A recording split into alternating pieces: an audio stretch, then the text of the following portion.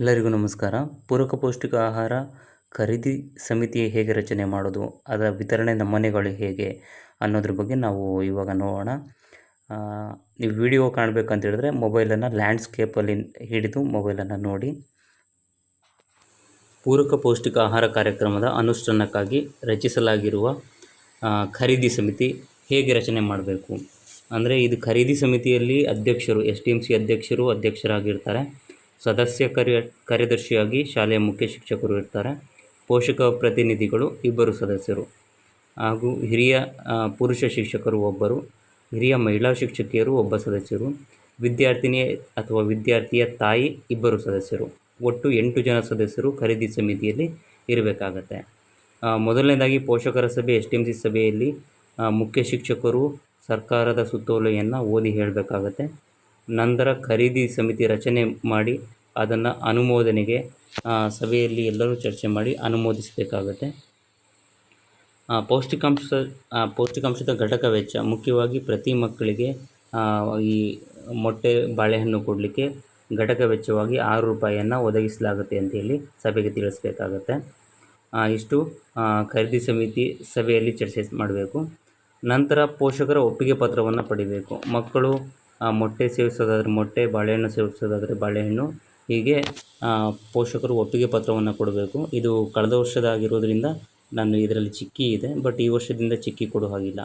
ಮತ್ತು ಕಾರ್ಯಕ್ರಮ ಜಾರಿಗೊಳಿಸುವ ಬಗ್ಗೆ ವೇಳಾಪಟ್ಟಿ ಅಂದರೆ ಯಾವ ದಿನದಿಂದ ಯಾವ ತಿಂಗಳಿನಿಂದ ಈ ಕಾರ್ಯಕ್ರಮವನ್ನು ಜಾರಿಗೊಳಿಸಬೇಕು. ಅಂದರೆ ಮೊದಲು ವಾರದಲ್ಲಿ 2 ದಿನ ಕೊಡ್ತಾಯಿದ್ರು, ಈಗ ವಾರದಲ್ಲಿ 6 ದಿನ ಮೊಟ್ಟೆ ಬಾಳೆಹಣ್ಣು ಕೊಡಬೇಕಾಗತ್ತೆ.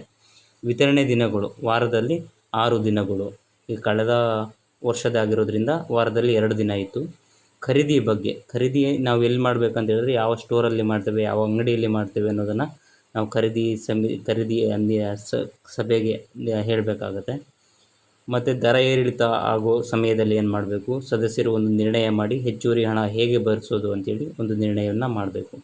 ಈ ಕಾರ್ಯಕ್ರಮದ ಮೇಲುಸ್ತುವಾರಿಯನ್ನು ಖರೀದಿ ಸಮಿತಿ ಅಧ್ಯಕ್ಷರು STMC ಅಧ್ಯಕ್ಷರಾಗಿರ್ತಾರೆ, ಅವರು ಮಾಡಬೇಕು. ಹಾಗೂ ಮುಖ್ಯ ಶಿಕ್ಷಕರು ಈ ಕಾರ್ಯಕ್ರಮದ ಮೇಲುಸ್ತುವಾರಿಯನ್ನು ಮಾಡಬೇಕಾಗುತ್ತೆ. ಇಷ್ಟು ಈ ಖರೀದಿ ಸಮಿತಿ ಮತ್ತು ಮೊದಲನೇ ಸಭೆಯಲ್ಲಿ ನಿರ್ಣಯಗಳನ್ನು ಮಾಡಬೇಕಾಗಿರೋದು.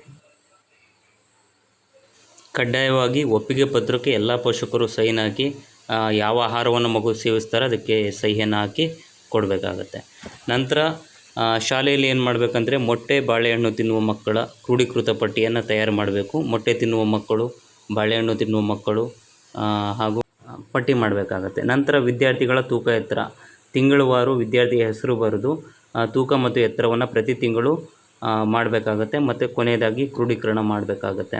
ತೂಕ ಎತ್ತರ ಮಾಹಿತಿ ಪಟ್ಟಿಯನ್ನು ತಯಾರು ಮಾಡಬೇಕು. ನಂತರ ಕೊನೆಯದಾಗಿ ವಿದ್ಯಾರ್ಥಿಗಳ ಸ್ವೀಕೃತಿ ವಹಿಯನ್ನು ಮಾಡಬೇಕು. ಪ್ರತಿ ತಿಂಗಳು, ಪ್ರತಿ ದಿನವಾರು, ವಾರ ಮತ್ತು ವಿದ್ಯಾರ್ಥಿಯ ಸಹಿಯನ್ನು ಪಡ್ಕೊಳ್ಬೇಕಾಗತ್ತೆ.